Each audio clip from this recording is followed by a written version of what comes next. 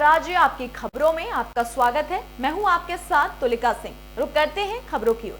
पहली खबर हमारे उत्तराखंड के हरिद्वार से सामने आ रही है। आगामी कुंभ 2021 को लेकर कुंभ नगरी हरिद्वार दुल्हन की तरह सज चुकी है। आपको बता दें कि आज धर्मनगरी हरिद्वार की उपनगरी ज्वालापुर में रेलवे पुलिस चौकी के सामने स्थित श्री राम चौक पर मर्यादा पुरुषोत्तम भगवान श्री रामचंद्र जी की भव्य प्रतिमा का अनावरण किया गया। इसी के साथ ही हरिद्वार के कई और चौराहों का भी सौंदर्यीकरण किया गया।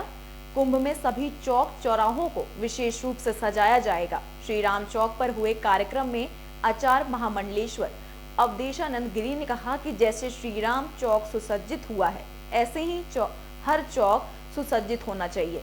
इनके लिए समितियां हों और ये समितियां दायित्व लें। और इन्होंने इस मौके पर मेलाधिकारी और उनकी टीम की अल्प समय में कुंभ से जुड़े कार्य पूर्ण करने के लिए प्रशंसा की है। और उनका कहना है कि कुंभ के लिए पहले से ही हरिद्वार तैयार है। उन्होंने कहा कि हम इस बात की भी प्रसन्नता करते हैं कि नगर में एक उत्सव धर्मिणता भी है। इस मौके पर दीपक रावत ने सौंदर्यीकरण व विकास कार्यों का उल्लेख करते हुए बताया कि हम 4 पुलों पर स्थायी लाइटनिंग कराने वाले हैं। इसके अलावा जहां पर भी हमें लगता है कि थोड़ी जगह है, उसको सुंदर बनाया जाएगा। आस्था पथ का उल्लेख करते हुए उन्होंने कहा कि आस्था पथ में लगभग कार्य पूरा हो चुका है और उसके साथ प्रमुख स्थानों में पेंटिंग का भी काम चल रहा है। उन्होंने कहा कि हमारे सारे सौंदर्यीकरण के कार्य हरिद्वार में चल रहे हैं। उसके साथ हरिद्वार को हम और भी सुंदर बनाएंगे। किया है कि जिस ढंग से श्री राम चौक की सज्जा की गई है, ऐसे ही अगर हमारे जितने चौक हैं वहाँ पर कमेटियाँ बन जाएं और उस चौक की, गली की, मोहल्ले की हम सब जिम्मेदारी लें। जैसे कि वहाँ डस्टबिन रखें, वहाँ की साज सज्जा, सुरक्षा और उसकी एक प्रकार से माणने हों, तोरण द्वार, मंगल कलश, और अपने घर को ही हम कुंभ के लिए तैयार रखें। तो एक अच्छा विचार ये आया है कि जैसे यहाँ चौक सज्जित हुआ है, वैसे हर चौक ऐसे ही हो, छोटी छोटी कमेटियाँ बन जाएं और वे सारी समितियाँ अपने दायित्व तो लें। देखिए, हमारे लगभग 11 चौराहे हैं जो हमने इस बार टेकअप किए हैं, जिन पे हम ब्यूटिफिकेशन एक्टिविटीज़ करेंगे। लेकिन इसके साथ साथ हम 4 ऐसे ब्रिजेस हैं जिस पे परमानेंट लाइटिंग करवाने वाले हैं, जो आगे भी रहेगी। राम जी की प्रतिमा जिसका आज अनावरण हुआ है श्री राम चौक सेवा समिति रजिस्टर्ड द्वारा, यहाँ इस व्यापार मंडल का नाम भी, जो ये बाजार हमारा है, इसका नाम भी श्री राम व्यापार मंडल है। खबर उत्तराखंड के रामनगर से सामने आ रही, जहां पर सड़क किनारे एक अधेड़ के शव मिलने से इलाके में हड़कंप मच गया। आपको बता दें कि नेशनल हाईवे पर सड़क किनारे एक अधेड़ व्यक्ति का शव मिलने से क्षेत्र में हड़कंप मच गया। मृतक के पुत्र ने कहा कि पिता की हत्या की आशंका जताई है और पुलिस से न्याय की गुहार लगाई है। आपको बता दें, बुधवार की सुबह नेशनल हाईवे 309 ग्राम चिल्किया के समीप सड़क किनारे बने यात्री प्रतीक्षालय में एक अधेड़ व्यक्ति की पड़े होने की सूचना किसी व्यक्ति द्वारा पुलिस को दी गई। मौके पर पहुंची पुलिस ने इस व्यक्ति को 108 की मदद से उपचार के लिए अस्पताल पहुंचाया, जहां चिकित्सकों ने उसे मृत घोषित कर दिया। जिसके बाद पुलिस ने शव की शिनाख्त के प्रयास किए, लेकिन शिनाख्त नहीं हो पाई। वहीं थोड़ी देर बाद काशीपुर के तुफेल बाग कटोरा ताल निवासी राशिद ने मृतक की शिनाख्त अपने पिता नजीर हुसैन 65 वर्ष, पुत्र इनायत हुसैन के रूप में। मृतक के पुत्र का कहना है कि उसके पिता राइस मिल मशीनें ठीक करने का काम करते थे। मंगलवार को उसके पिता ग्राम चिल्किया स्थित कुमार राइस मिल में काम करने आए थे, लेकिन देर शाम जब तक वो घर नहीं पहुंचे तो परिजनों ने राइस मिल में जाकर अन्य जगह उनकी खोजबीन की, लेकिन उनका कोई पता नहीं चला। वहीं बुधवार की सुबह उनका शव बरामद हुआ था। उसने पिता की हत्या की आशंका जताते हुए पुलिस से न्याय की गुहार लगाई है। वहीं मामले में कोतवाली के एसएसआई जयपाल सिंह चौहान ने बताया कि मृतक के शव को पोस्टमार्टम के लिए भेजा जा रहा है। पोस्टमार्टम रिपोर्ट आने के बाद वैधानिक कार्रवाई की जाएगी।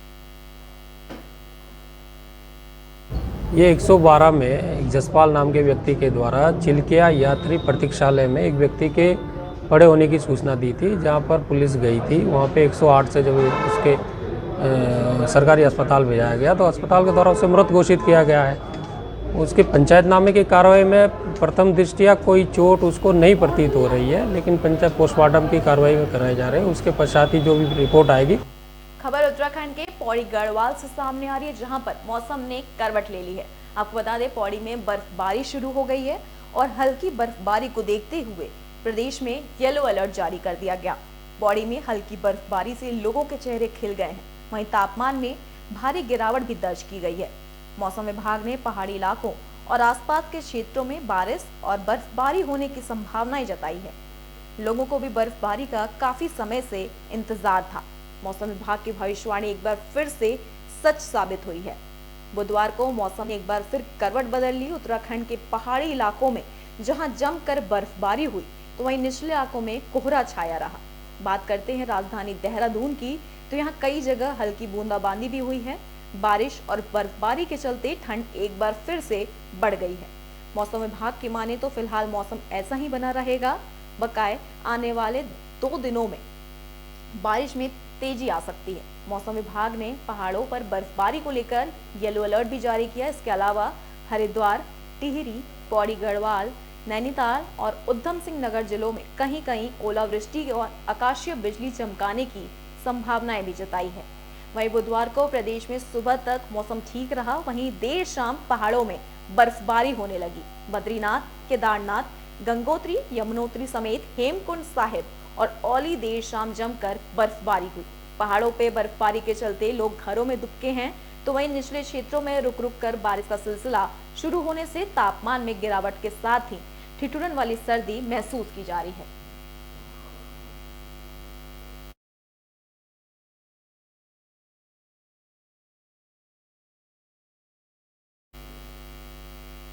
खबर उत्तराखंड के काशीपुर से सामने आ रही है, जहां दहेज उत्पीड़न के मामले रुकने का नाम नहीं ले रहे। आपको बता दें कि नहीं घट रहे हैं दहेज उत्पीड़न के मामले, वहीं दहेज के लिए लड़कियों की बलि चढ़ाई जा रही है। देश के अंदर लगातार दहेज प्रताड़ना के मामले थमने का नाम नहीं ले रहे। लगातार शादी के नाम पर दहेज की मांग की जाती है और दहेज न मिलने पर महिला के साथ मारपीट, दुर्व्यवहार और जान से भी मार दिया जाता है। ऐसा ही कुछ मामला उधम सिंह नगर से सामने आया है। उधम सिंह नगर में हत्या, आत्महत्या के मामले थामने का नाम नहीं ले रहे। वहीं ताजा मामला बाजपुर के किलाखेड़ा क्षेत्र का है, जहां 6 महीने पूर्व दीपा नाम की लड़की का विवाह बाजपुर के किलाखेड़ा निवासी जगदीश नाम के युवक से हुआ था, जिसकी संदिग्ध परिस्थितियों में मौत हो गई और शव मिलने से क्षेत्र में हड़कंप मच गया। घटना की सूचना मिलते ही आसपास के लोग एकत्र हो गए और शव को फांसी के फंदे से नीचे उतारा, जिसके बाद लोगों ने घटना की सूचना तत्काल पुलिस को दी। सूचना मिलने के बाद पुलिस मौके पर पहुंची। शव को कब्जे में लेकर काशीपुर पोस्टमार्टम के लिए भेज दिया गया। वहीं विवाहिता के परिजनों ने ससुराल पक्ष पर हत्या करने का भी आरोप लगाया है।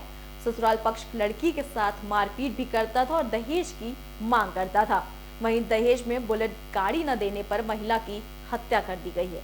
वहीं दूसरी ओर पुलिस का कहना है कि एक सूचना प्राप्त हुई जिसमें संदिग्ध परिस्थितियों में मौत हो गई है, जिसकी उम्र लगभग 21 या 22 साल है और 6 महीने पहले महिला की शादी हुई थी। महिला के शव को पोस्टमार्टम के लिए भेज दिया गया और मामले की जांच की जा रही है। उन्होंने बताया कि तहरीर आने के बाद अग्रिम कार्रवाई अमल में लाई जाएगी।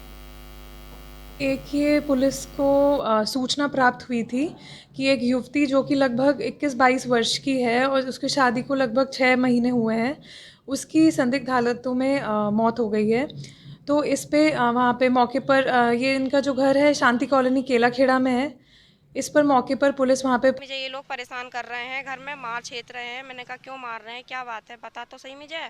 बोली मुझसे 1,60,000 रुपये लेकर अपने बाप के घर से या मुझे बुलेट गाड़ी चाहिए, जिसमें शादी के टाइम पे सारा सामान दिया गया, सारा दान दहेज दिया गया। मेरा बाप गरीब है, गाय भैंस पाल के गुजारा करता, माँ मेरी है नहीं, भैया हैं दोनों की शादीशुदा हो चुकी है, रिक्शा चलाते हैं, इतने अच्छे घर से नहीं है। पर इन लोगों ने बहुत ज़्यादा टॉर्चर करा, उसको परेशान करा।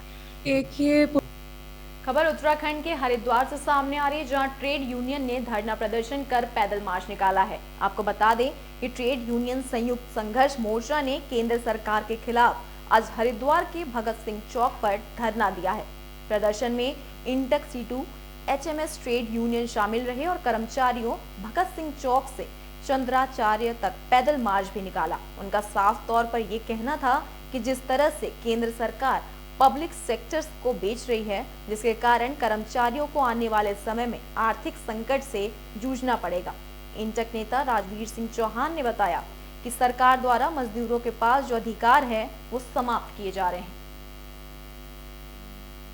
देख रहे हैं हरिद्वार में, ये हरिद्वार में ही नहीं है, पूरे देश के पैमाने पे हो रहा है। और ट्रेड यूनियन का 10 राष्ट्रीय ट्रेड यूनियन का, जिसमें से यहाँ पे 4 यूनियनों का, हमारा बीएमएस को छोड़ दीजिए तो 4 यूनियनों का हमारा एक एकता मंच बना हुआ है। इंटक, एटक, C2, HMS, ये 4 यूनियनों ने मिलकर के पूरे हरिद्वार जिले के तमाम ट्रेड यूनियनों को मिला करके, BHL के ट्रेड यूनियनों को मिला करके हम किसानों के साथ जो अन्याय हो रहा है, मजदूरों के साथ जो अन्याय हो रहा है, आम जनों के साथ जो अन्याय हो रहा है, शोषित दबे कुचले वर्गों को कोई राहत नहीं दी गई है, इन सब के विरुद्ध हम लड़ाई लड़ रहे हैं। ये खाली हरिद्वार में ही नहीं, पूरे देश में सेंट्रल ट्रेड यूनियनों ने मिलकर इस कार्यक्रम को घोषित किया है। उसी कड़ी में हम हरिद्वार जिले और BHL के लोग भी इस कार्यक्रम को, समस्त ट्रेड यूनियन जो उसमें सम्मिलित हैं वो मिलकर इसको कर रही हैं।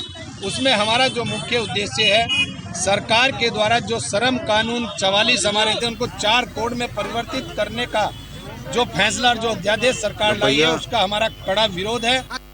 खबर उत्तर प्रदेश के सोनभद्र से सामने आ रही है, जहां चौरी चौरा शताब्दी समारोह मनाया गया। आपको बता दें कि हर वर्ष शहीदों के देख रहे हैं हरिद्वार में, ये हरिद्वार में ही नहीं है, आपको बता दें पूरे देश के पैमाने पे हो रहा है। और ट्रेड यूनियन का वतन पर मरने वालों को यही बाकी निशा होगी। जी हां, आज 100 साल बाद एक बार फिर शहीदों की मज़ारों पर मेला लगेगा। दुनिया एक बार फिर चौरी चौरा के शहीदों के बलिदानी को याद किया।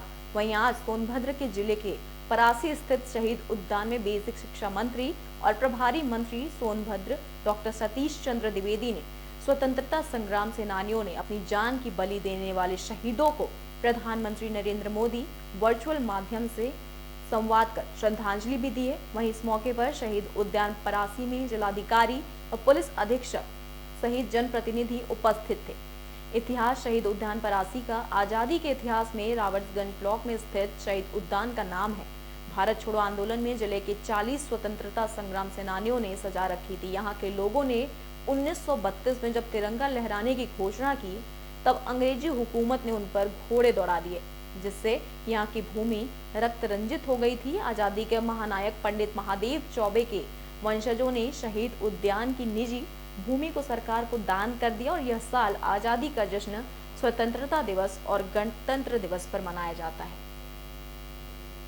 ठीक 100 वर्ष पहले आज़ादी की लड़ाई के दौरान गोरखपुर जनपद के चौरी चौरा में एक ऐतिहासिक घटना हुई थी, जब इस देश के लोगों को ये विश्वास नहीं हो रहा था कि देश कब आज़ाद होगा। और उस समय जो अंग्रेज हुकूमत की ताकत थी, उसके खिलाफ खड़ा होना एक बड़ी बात लगती थी। उस समय अंग्रेज़ों के अत्याचार के खिलाफ, अंग्रेज़ों के अत्याचार का माध्यम बनी उस समय की पुलिस और उस समय के थाने को जलाकर चौरी चौरा और आसपास के किसानों ने पूरे देश को एक हिम्मत दी, एक साहस दिया। खबर यूपी के फिरोजाबाद से सामने आ रही है, जहां पर युवकों ने ट्रेन पर फायरिंग कर दी है। आपको बता दें कि रेलवे प्रशासन उस समय हड़कंप मच गया जब खुर्जा से कानपुर की ओर जा रही एक मालगाड़ी पर अज्ञात 3 युवकों ने मालगाड़ी के इंजन पर फायरिंग कर दी। आपको बता दें कि सूचना मालगाड़ी के चालक ने टुंडला कंट्रोल रूम को दी। फायरिंग की सूचना के बाद Tundla railway police, GRP Tundla और एतमादपुर की सिविल पुलिस सहित अन्य आला अधिकारी घटनास्थल पर पहुंचे और मौका मुआयना किया। यही पूरी घटना टुंडला मितावली के बीच ग्राम समाई के पास dedicated freight corridor railway line की है। घटना टुंडला और मितावली रेलवे स्टेशन के बीच का समाई के पास करीब 6:15 पर हुई है घटना, जहां खुर्जा से चलकर कानपुर की ओर मालगाड़ी जा रही थी और 3 अज्ञात युवकों ने उन पर फायरिंग कर दी। फायरिंग होने से मालगाड़ी इंजन में बैठे चालक व परिचालक सन्न रह गए और इसकी तत्काल सूचना चालक मान सिंह मीणा ने टुंडला कंट्रोल रूम को दी। सूचना मिलते ही रेलवे प्रशासन में हड़कंप मच गया। आनन फानन में RPF टुंडला, GRP और एतमादपुर सिविल पुलिस सहित अन्य आला अधिकारी मौके पर पहुंचे और मौके का मुआयना किया। हालांकि ट्रेन को गंतव्य के लिए रवाना कर दिया गया, जहां कानपुर में ट्रेन के इंजन की फॉरेंसिक जांच कराए जाने की बात की जा रही है। और ये पूरी घटना dedicated freight corridor railway line मालगाड़ी संख्या KM5 की है। वहीं RPF थाना प्रभारी टुंडला अमित यादव ने बताया कि किलोमीटर नंबर 730 अज्ञात व्यक्तियों द्वारा गाड़ी पर फायरिंग कर दी गई। अभी सिविल पुलिस एतमादपुर के SHO मामले की इन्वेस्टिगेशन कर रहे हैं और कानपुर GMC में उसको रुकवाकर उसकी फॉरेंसिक जांच कराई जाएगी। मामला फायरिंग का है या किसी दूसरी चीज का है। आज KM 4+5 थी, लॉन्ग हॉल बोलते हैं उसको। उस गाड़ी के ड्राइवर ने रिपोर्ट किया है न्यू टुंडला स्टेशन पे कि किलोमीटर नंबर 730 का 33 पे किसी 3 अज्ञात व्यक्तियों द्वारा गाड़ी पे इंजन पे फायर किया गया है, ऐसा सूचना है। अभी सिविल पुलिस एतमादपुर के SHO उस मामले की इन्वेस्टिगेशन कर रहे हैं और GMC में गाड़ी को रुकवा के उसकी फॉरेंसिक जांच होगी कि मामला गोली का है या किसी दूसरी चीज का है। अभी अंडर इन्वेस्टिगेशन है मामला। ये कहाँ से कहाँ जा रही थी ट्रेन? ये गाड़ी दिल्ली से कानपुर साइड। आपका राज्य आपकी खबरों में फिलहाल के लिए इतना ही। देश और दुनिया की तमाम बड़ी खबरों के लिए देखते रहिए AB स्टार न्यूज। नमस्कार।